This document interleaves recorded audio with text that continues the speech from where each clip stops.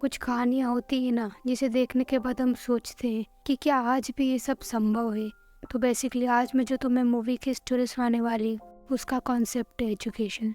और ये बात हमें अच्छे से मालूम है कि इंडिया में एजुकेशन और हेल्थ सिस्टम ये कहीं ना कहीं अभी भी वीक है, क्योंकि कुछ लोगों ने एजुकेशन को केवल एक बिजनेस बना के रखा है। उनको पैसों से मतलब होता है, उन्हें ये फर्क नहीं पड़ता कि कोई बच्चा पढ़ रहा है या नहीं।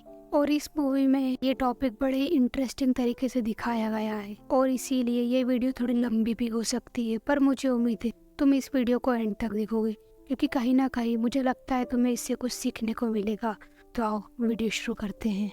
तो कहानी शुरू होती है और हमें कॉलेज दिखाया जाता है, जहाँ पर हमें स्टूडेंट्स के पेरेंट्स दिखाए जाते हैं जो अपने बच्चों की फीस लोन लेकर भर रहे होते हैं। और उसके बाद हमें कॉलेज दिखाया जाता है, जहाँ पर एक टीचर केवल बोर्ड पर लिखाने का काम कर रहा था। उनको बच्चों को पढ़ाने में कोई भी इंटरेस्ट नहीं था, और ना ही उन बच्चों को पढ़ने में कोई इंटरेस्ट था। कोई पीछे बैठे सो रहा था, या कोई वीडियो गेम खेल रहा था, या फिर कोई टाइम पास कर रहा था। और वहीं पर एक अभी नाम का लड़का था जिसे पढ़ना था, पर उसको कुछ समझ में नहीं आ रहा था। और कॉलेज का ये सब माहौल देखकर वो इरिटेट हो जाता है। और उसके बाद अभी घर जाता है, तब अभी के फादर उससे बोलते हैं कि हमें तुम्हारे दादा की गांव की सबसे पहली वीडियो कैसेट की शॉप बेचना होगी, क्योंकि जिस हिसाब से तुम पढ़ रहे हो तुम्हें अच्छे नंबर तो आने वाले नहीं है, इसीलिए हमको कॉलेज की सीट खरीदनी होगी। और यहाँ पर देखा जाए तो कहीं ना कहीं गलती एजुकेशन की भी होती है, क्योंकि टीचर्स केवल पढ़ाने का काम करते हैं, उन्हें ये फर्क नहीं पड़ता कि किसी को समझ में आ रहा है या नहीं। खैर उसके बाद अभी और उसके दोस्त उसके दादा की शॉप को खाली करने के लिए जाते हैं। वहीं पर अभी और उसके दोस्त को एक संदूक मिलता है जिसमें कुछ पुरानी कैसेट्स होती है। और अभी के दोस्त वो कैसेट को देखकर खुश हो जाते हैं, क्योंकि उनको लगता है कि इसमें कुछ मसालेदार चीज होगी, यानी समझ जाओ अब तुम। और वहीं पर अभी का एक दोस्त उस कैसेट को देखकर बोलता है कि यार तेरे दादा बड़े रंगीन मिजाज के आदमी रहे होंगे, और इसीलिए वो तुरंत ही उस वीडियो कैसेट को ऑन करके देखने लगते हैं। और जैसे ही वो उस वीडियो कैसेट को चलाते हैं, वो देखते हैं कि उस वीडियो में एक प्रोफेसर अपनी क्लास ले रहा होता है, और वो प्रोफेसर से वही सवाल करा रहा होता है जो आज अभी के कॉलेज में उसके सर ने कराया था। और वो कैसेट में जो प्रोफेसर पढ़ा रहा था वो बहुत बढ़िया तरीके से और सिंपल तरीके से पढ़ा रहा था। तो अभी सोचता है कि डायरेक्ट हम इनके पास ही जाकर क्यों ना पढ़े, क्योंकि अगर हम इनसे पढ़ेंगे तो हम एग्जाम में अच्छे नंबर ला सकते हैं, और इस कारण से हम सबको एक अच्छे कॉलेज में सीट भी मिलेगी, और अपने माता पिता को सीट खरीदने की भी जरूरत नहीं। और इसीलिए ये तीनों वापस से संदूक की तलाशी लेते हैं ताकि प्रोफेसर का पता हासिल हो सके। उस संदूक के पास में लिखा हुआ था एमसेट, और तभी उनको उसमें से एक लेटर मिलता है जिसके ऊपर लिखा हुआ था एस के मूर्ति, और लोकेशन थी श्रीपुरम। और इसके बाद ये तीनों श्रीपुरम जाते हैं एस के मूर्ति को ढूंढने के लिए, पर इनको पता चलता है कि वो बहुत बड़ा कलेक्टर बन चुका है। तभी ये सोचते हैं कि वो एक कलेक्टर बन चुका है, क्या वो अब हमें पढ़ाएगा। तब अभी बोलता है कि एक बार मिलने में क्या जाता है। और जैसे ही ये कलेक्टर के ऑफिस में जाते हैं तो ये देखते हैं कि जो टीचर उस कैसेट में पढ़ा रहा था और जो अभी यहाँ पर मौजूद है वो दोनों अलग अलग हैं। पर तभी कलेक्टर उनको बोलता है कि तुम बिल्कुल सही जगह आए हो, बताओ क्या बोलना है। तब अभी बोलता है कि सर मेरे दादा की वीडियो कैसेट की शॉप है, और वहाँ पर हमें एक एमसेट नाम की कैसेट मिली है, और उस कैसेट में टीचर मैथ्स पढ़ा रहे थे, पर जो टीचर उस कैसेट में पढ़ा रहे थे वो आप नहीं हो। और इसी के साथ कहानी आती है फ्लैशबैक में, और हमें 1988 का सीन दिखाया जाता है, जहाँ पर हमें एक त्रिपाठी नाम का एक आदमी दिखाया जाता है जिसने अपने प्राइवेट कॉलेजेस और कोचिंग सेंटर बना रखे थे, जिसका नाम था त्रिपाठी इंस्टीट्यूट। और त्रिपाठी का केवल एक ही उद्देश्य था, जितने ज़्यादा पैसे उतनी अच्छी एजुकेशन। और इसी उद्देश्य के साथ में उसने एजुकेशन को एक बिजनेस बना कर रखा था। और गवर्नमेंट कॉलेज में कोई भी टीचर पढ़ाना पसंद नहीं करता था, क्योंकि उनको प्राइवेट कॉलेज में ज़्यादा सैलरी मिलती थी, तो वो प्राइवेट कॉलेज को ही प्रेफर करते थे। और यहाँ पर त्रिपाठी का मानना था कि जिसके पास जितना पैसा होगा उसको उतनी अच्छी एजुकेशन मिलेगी। पर वहीं पर गरीब के बच्चे कहाँ जाते पढ़ने के लिए, तो वो इन सब से परेशान होकर धरना दे देते हैं, और इस कारण से गवर्नमेंट को भी कड़े कदम उठाने पड़ते हैं। वह प्राइवेट कॉलेजों पर दबाव बनाती है कि तुम प्राइवेट कॉलेज के कुछ टीचर्स को गवर्नमेंट कॉलेज में भेजो पढ़ाने के लिए। तो त्रिपाठी अपने कुछ टीचर्स को गवर्नमेंट कॉलेज में भेजता है पढ़ाने के लिए, पर वहीं पर टीचर्स गुस्सा हो जाते हैं। वो बोलते हैं कि अगर हमें यहाँ इतनी अच्छी सैलरी मिल रही है, सब सुख सुविधाएं मिल रही हैं, तो हम वहाँ क्यों जाएंगे गवर्नमेंट कॉलेज में एक गाँव में पढ़ाने के लिए, और वो भी कम सैलरी में।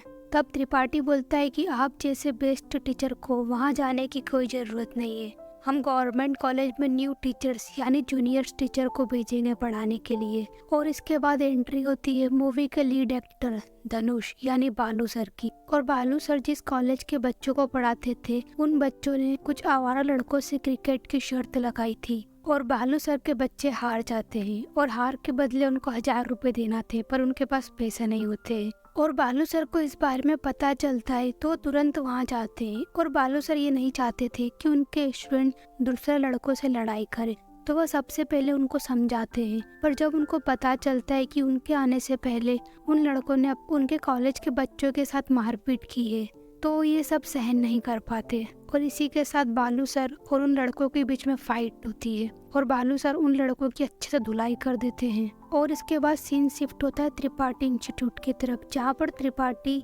सारे जूनियर्स टीचर की मीटिंग रखता है और उनसे बोलता है कि गवर्नमेंट चाहती है कि हम प्राइवेट कॉलेज के साथ गवर्नमेंट कॉलेज पर भी ध्यान दें, ताकि देश का विकास हो सके। हालांकि ये सब त्रिपाठी का दोगलापन होता है, और वो ये सब दिखावे के लिए कर रहा होता है।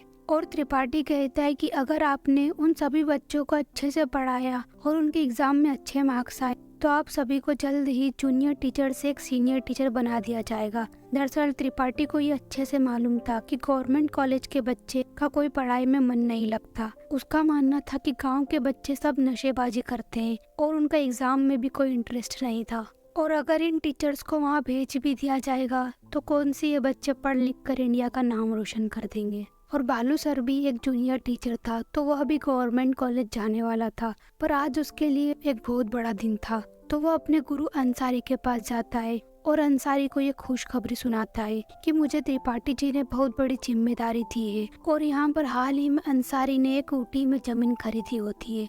ऊटी में जमीन, इसको याद रखना। खैर उसके बाद बालू सर बोलता है कि सर आपका बढ़िया है, आपने ऊटी में जमीन खरीद ली, अब आप वहाँ पर कुछ भी कारोबार कर सकते हैं। तो अंसारी बोलता है कि ऐसा कुछ नहीं है, अगर तुझे वो जमीन चाहिए तो मैं तुझे भी दे दूंगा, पर उसके बदले तुझे बच्चों को फ्री में पढ़ाना होगा। और बालू को लगता है कि उसके गुरु यानी अंसारी उनसे मजाक कर रहे हैं। और इसके बाद हमें बालू सर के फादर को दिखाया जाता है, जो कि एक टैक्सी ड्राइवर होते हैं, पर वो आज अपने बेटे को सर बोलते हैं, जिससे बालू कहता है कि पापा आप मुझे सर क्यों बोल रहे हैं।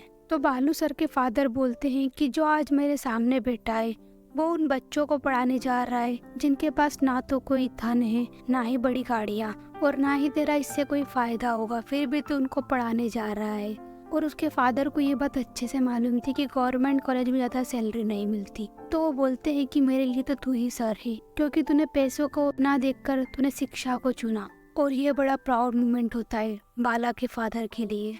और इसके बाद बालू सर सीजीपुरम गांव के लिए निकल जाते हैं, और इनके साथ 2 टीचर और थे जो कि केमिस्ट्री और फिजिक्स पढ़ाने वाले थे, और बालू सर का सब्जेक्ट था मैथमेटिक्स। और जैसे ये तीनों गांव में जाते हैं तो गांव के लोग और गांव के सरपंच पापा राव इनका धूमधाम से स्वागत करते हैं। और पप्पा राव बोलता है कि आपने इस गांव में आकर इस गांव की रौनक बढ़ा दी, क्योंकि इस गांव का हर एक बच्चा पढ़ लिख कर अधिकारी बनेगा। और यहीं पर बालू सर की मुलाकात मूवी की लीड एक्ट्रेस मीनाक्षी से होती है, जो कि बायोलॉजी की टीचर होती है। और इसके बाद ये लोग अपनी क्लासेस लेते हैं। तो पहली क्लास में स्टूडेंट और टीचर के बीच में इंट्रोडक्शन होता है और थोड़ी बहुत पढ़ाई भी होती है। और इसके अगले दिन बालू सर कॉलेज जाते हैं क्लासेस लेने के लिए, पर यहाँ पर कोई भी बच्चा मौजूद नहीं था।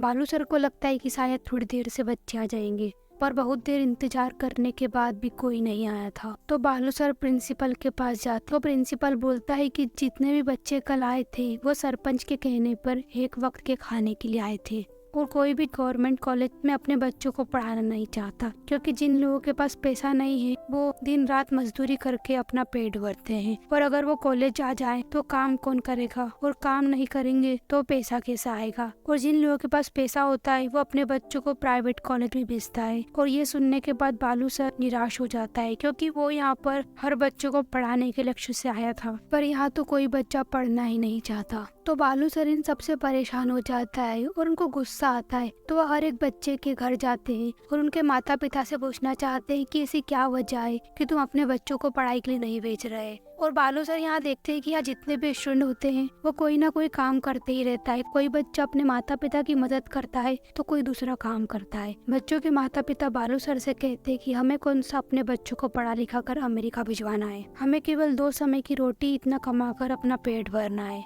और बालू सर समझ जाते हैं कि इतने में काम नहीं बनेगा, तो वह गाँव के सरपंच के पास जाते हैं। और बालू सर कहते हैं कि बच्चों को उनके माता पिता के साथ कॉलेज बुलवाइए। सरपंच बालू की बात मानकर सभी को बुलवा लेता है, पर गांव वालों का एक ही सवाल था कि हमारे बच्चे पढ़ लिख कर करेंगे क्या। गांव वाले कहते हैं कि वो शर्मा जी पुलिस वाले पढ़ लिख कर केवल 4,000 रुपए कमाते हैं, और वही बल्लू भैंस वाला अनपढ़ होकर भी 5,000 रुपए महीना कमाता है, उसने कौन सी पढ़ाई की है। तो ये सब सुनने के बाद बालू सर उनको एक कहानी सुनाते हैं कि एक गांव में एक मछुआरे की फैमिली रहती थी और उनके 5 बच्चे होते हैं। उनकी माँ जैसे तैसे करके उन 5 बच्चों का पेट भरती थी। ना ही उनके घर में रोशनी रहती थी और ना ही उनके घर में खाने के राशन हुआ करता था, पर फिर भी घर के सबसे छोटे बच्चे अपनी माँ का दुख देखकर एक अच्छा बड़ा आदमी बनना चाहता था। उसने पूरा ध्यान अपनी पढ़ाई में लगाया और जी जान लगाकर वो इसरो का एक बहुत बड़ा साइंटिस्ट बन गया। और आज सब लोग उन्हें मिसाइल मैन के नाम से जानते हैं। क्या आप बता सकते हैं वो कौन है?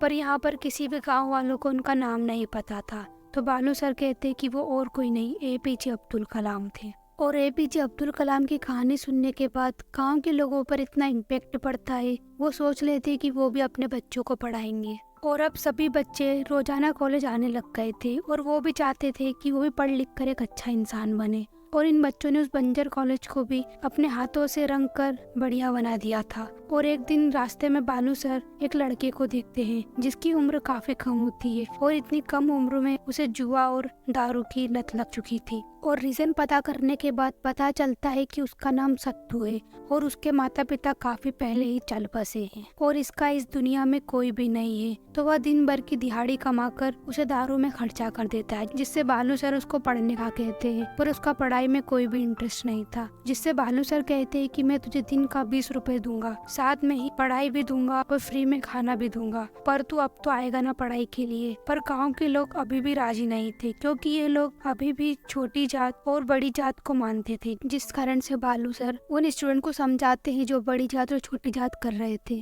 कि मान लो अगर तुम ग्रेजुएशन के लिए दूसरे कॉलेज में जाते हो और वहाँ पर भी कोई नीची जात का स्टूडेंट रहता है, तो क्या तुम उसको अपने पास बिठाने से मना कर दोगे? और अगर ग्रेजुएशन के बाद तुम जॉब के लिए जाते हो और तुम्हारा बॉस छोटी जात का हुआ, तो क्या तुम उसके नीचे काम करने से मना कर दोगे? और क्या तुम ये बोलोगे उनसे कि तुम छोटी जात के हो, मैं तुम्हारे पास काम नहीं करूँगा? तो ये सब सुनकर सभी की आंखें नम हो जाती है और वो लोग सब समझ जाते हैं कि छोटी जात बड़ी जात कुछ नहीं होती है, और वो लोग साथ में मिलकर पढ़ने लगते हैं। और मीनाक्षी मैम जब बालू सर की ये सोच को देखती है तो वो भी उनके ऊपर लट्टू हो जाती है। और इसके बाद मीनाक्षी मैम को किसी काम को लेकर अपने गाँव जाना पड़ता है। तो इसके बाद बालू सर और उनकी टीम ही इस कॉलेज को संभालती है। और कुछ दिन के बाद बच्चों के रिजल्ट आ जाते हैं और सारे ही बच्चे फर्स्ट क्लास से पास हो जाते हैं। और एक छोटे से गांव में सारे बच्चों का अच्छे मार्क्स से पास होना बहुत बड़ी बात थी। और इसी बीच वहाँ पर त्रिपाठी आता है, जिसे बालू सर देखकर बहुत खुश होता है और बोलता है कि सर मैं आपके ही नक्शे कदम पर चल रहा हूँ और अब तो आप मुझे जूनियर टीचर से एक सीनियर टीचर बना दोगे ना? तो त्रिपाठी कहता है कि तुम नीची जात के लोग अपने आप को क्या समझते हो, तुम्हारी औकात ही क्या है? इस गांव में कुछ बच्चों के अच्छे मार्क्स आ गए तो तुम्हें क्या लगता है कि तुम हम बड़े लोगों का मुकाबला कर लोगे? तुम्हारी जिंदगी में बस बड़े होकर हम लोगों का घर साफ करना, बर्तन मांजना, गाड़ी चलाना, बस यही लिखा है, और तुम ये काम नहीं करोगे तो और कौन करेगा? जिससे बालू कहता है कि सर मेरे फादर भी एक ड्राइवर है, जब मैं उनका बेटा होकर एक छोटे से कॉलेज में इन गरीब बच्चों को पढ़ाया और प्राइवेट कॉलेज के भी इतने अच्छे रिजल्ट नहीं आए जितने मैंने इन बच्चों को पढ़ाकर गवर्नमेंट कॉलेज में लेकर आया हूँ। और इसमें गलती मेरी नहीं, गलती आपकी है, क्योंकि आपने कभी पढ़ाई को पढ़ाई के तरीके से पढ़ा ही नहीं। बस आपको तो केवल पैसों से मतलब है कि दूसरों से कितना पैसा निकाला जा सके। और बालू सर का कॉन्फिडेंस देखकर त्रिपाठी डर जाता है, क्योंकि उसको मालूम चल गया था कि बालू सर कितने ज्यादा इंटेलिजेंट है। वो बालू सर से बोलता है कि आजा तू मेरे साथ काम कर ले, मैं तुझे दौलत, गाड़ी और एक अच्छी बड़ी जॉब दूंगा, आजा मेरे साथ काम कर ले। लेकिन अब बालू सर के दिल पर ठेस लग चुकी थी और वह त्रिपाठी को चैलेंज देते हैं कि हर साल होने वाले एमसेट के एग्जाम में मेरा हर एक बच्चा फर्स्ट क्लास से पास होगा। और त्रिपाठी को ये बात अच्छे से मालूम थी कि बालू सर ने जो उसको चैलेंज दिया है वो उसे पूरा करके ही मानेगा। और वो उल्टे तरीके अपनाता है जिससे बालू सर बच्चों को पढ़ा ना पाए। और वह गांव के सरपंच पापा राव से मिलकर बालू सर के खिलाफ साजिश रखता है और उसको गांव के कॉलेज से निकलवा देता है। पर यहाँ बालू सर हार मानने वाले नहीं थे। वह गांव के एक छोटे से खेत में एक छोटी सी झोपड़ी बनाकर बच्चों को पढ़ाने लगते हैं। पर यहाँ पर भी त्रिपाठी को कहाँ चैन था, वह अपने गुंडों को वहाँ पर भिजवा देता है और वो गुंडे बालू सर पर हमला कर देते हैं और वो उस झोपड़ी को भी तोड़ देते हैं। साथ में ही बालू सर जिस ब्लैक बोर्ड पर पढ़ा रहे थे वो उसको भी तोड़ देते हैं। और सच में ये सीन बहुत ज्यादा डिस्टर्बिंग था, क्योंकि आप उन बच्चों को बहुत मेहनत से पढ़ा रहे होते पर कुछ लालची लोग आपको पढ़ाने नहीं देते। और साथ में ही सरपंच ने बालू सर पर झूठा इल्जाम लगा दिया था कि उसने गांव के एक आदमी का खेत हड़पा है और उस पर झोपड़ी बनाई है। और पुलिस बच्चों के सामने ही बालू सर को लेकर चले जाती है और पुलिस बालू सर की बहुत ज्यादा पिटाई करती है। और कोई भी बच्चा ये जानने के बाद खुश नहीं था, तो वो पुलिस वाले से भिड़ जाते हैं और वो सारे बच्चे तोड़ाफोड़ी करने लग जाते हैं,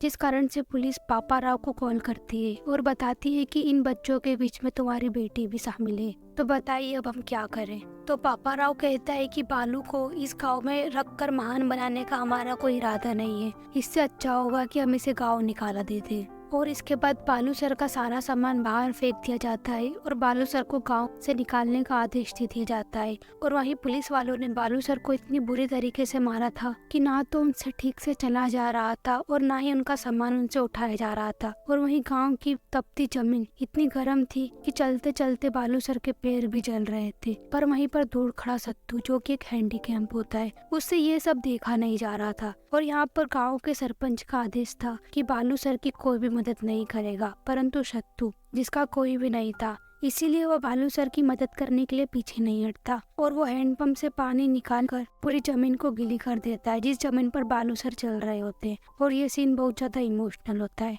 और जब गांव के सारे बच्चे देखते हैं कि एक हैंडीकैप्ड बालू सर की मदद कर सकता है, हम क्यों नहीं, तो सारे बच्चे बालू सर की मदद करने के लिए आगे बढ़ते हैं। कोई बालू सर का सामान उठाता है, तो कोई बालू सर को चप्पल पहनाता है, तो कोई बालू सर को धूप से बचाने के लिए उनको छतरी का सहारा देता है। और सभी बच्चे बालू सर को बस तक छोड़ कर आते हैं। और इसके बाद मीनाक्षी वापस कॉलेज में आती है, पर जैसे ही उसको बालू सर के बारे में पता चलता है, वो बिना टाइम वेस्ट करे बालू सर से मिलने के लिए जाती है। और मीनाक्षी बालू सर से कहती है अब वैसे भी उस कॉलेज में कोई पढ़ाने के लिए नहीं आएगा, क्योंकि त्रिपाठी ने सारे गवर्नमेंट कॉलेज को प्राइवेट कॉलेज में बदलने की आदेश पारित किया है और अब इन दोनों के पास कोई नौकरी नहीं होती है। तो ये दोनों वहीं पर एक छोटी सी कोचिंग क्लासेस खोल लेते हैं बच्चों को पढ़ाने के लिए। और एक दिन जब गांव में शादी हो रही होती है, तब बालू सर एक वीडियो कैमरा को देखते हैं और वो सोचते हैं कि क्यों ना बच्चों को प्रोजेक्टर पर पढ़ाया जाए, क्योंकि बालू सर का उस गांव में आना जाना मना था। तो बालू सर अपनी क्लासेस की वीडियो रिकॉर्ड करके प्रोजेक्टर के द्वारा बच्चों को थिएटर में पढ़ाना शुरू कर दिया था। और वो थिएटर और किसी का नहीं, अभी के दादा का होता है। और बालू सर की क्लासेस में 45 बच्चे होते हैं, तो बालू सर उन बच्चों को 6 से 9 यानी एक मूवी के जैसे थिएटर में बुलाते थे और उन बच्चों को केमिस्ट्री, फिजिक्स और मैथ्स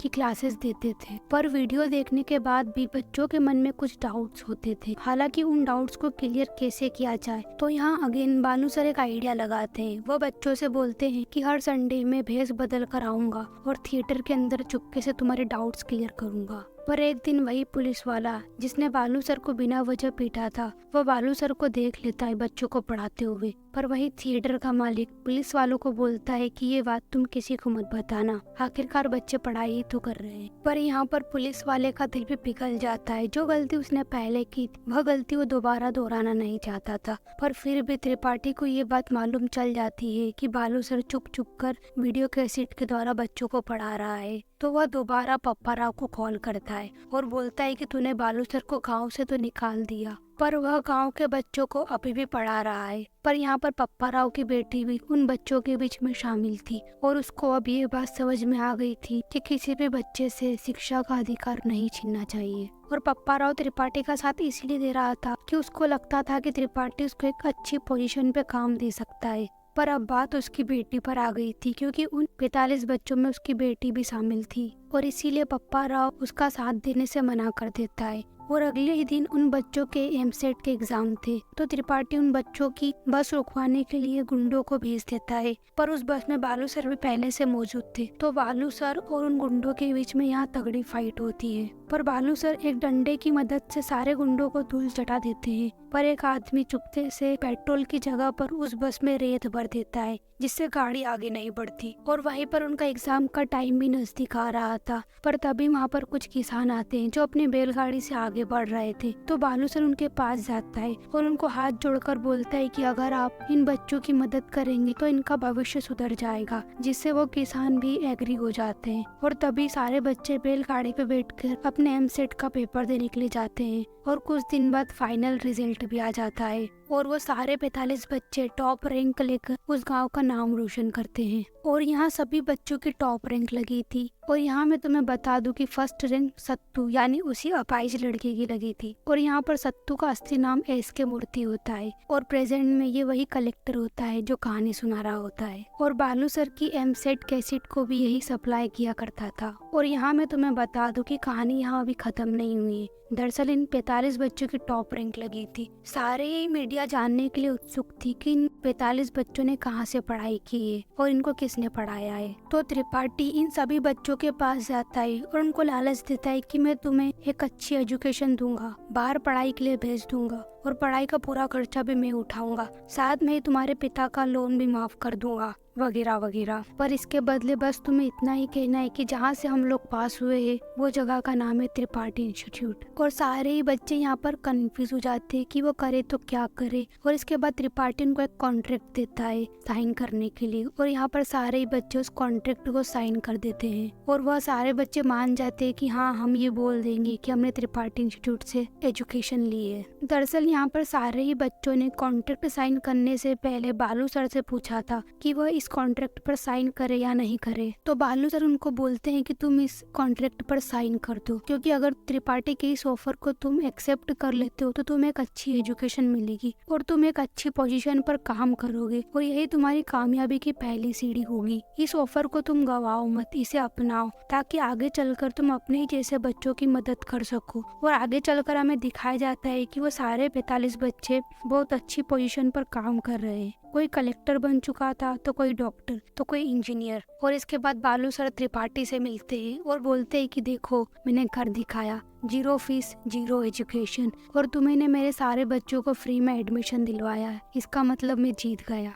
और इसी के साथ ये कहानी यही खत्म होता है और हमें मूवी के एंड क्रेडिट सीन में दिखाया जाता है कि एक गरीब बच्चा रोड पर कचरा बिनकर अपना पेट भर रहा होता है। पर वहीं पर रोड पर उसे क्वेश्चन पेपर मिलता है, तो वह उस पेपर की इक्वेशन सॉल्व करता है। तभी उसके साइड में एक शख्स आता है, वो उस लड़के से पूछता है कि क्या तुम पढ़ना चाहते हो, और वो शख्स उस बच्चे का एक स्कूल में एडमिशन दिला देता है जिसका नाम था अंसारी स्कूल ऑफ नॉलेज। और जिस शख्स ने उस बच्चे का एडमिशन कराया था वो और कोई नहीं, बालू सर ही होते हैं। और इससे हमें ये भी पता चलता है कि अंसारी ने सच में बालू सर को बच्चों को फ्री में पढ़ाने के लिए जमीन दे दी थी। और इसी के साथ इस मूवी की कहानी यहीं पर एंड होती है। और मुझे उम्मीद है तुमको इस मूवी की स्टोरी पसंद आई होगी और कहीं ना कहीं तुम्हें इसकी कहानी इंस्पायर भी करेगी। और अगर तुम्हें इसी टाइप की कहानियाँ पसंद है ना, तो सब्सक्राइब कर लो ना, क्या चला जाएगा तुम्हारा। चलो सब्सक्राइब करो। वैसे thank you so much video को एंड तक देखने के लिए, शुक्रिया।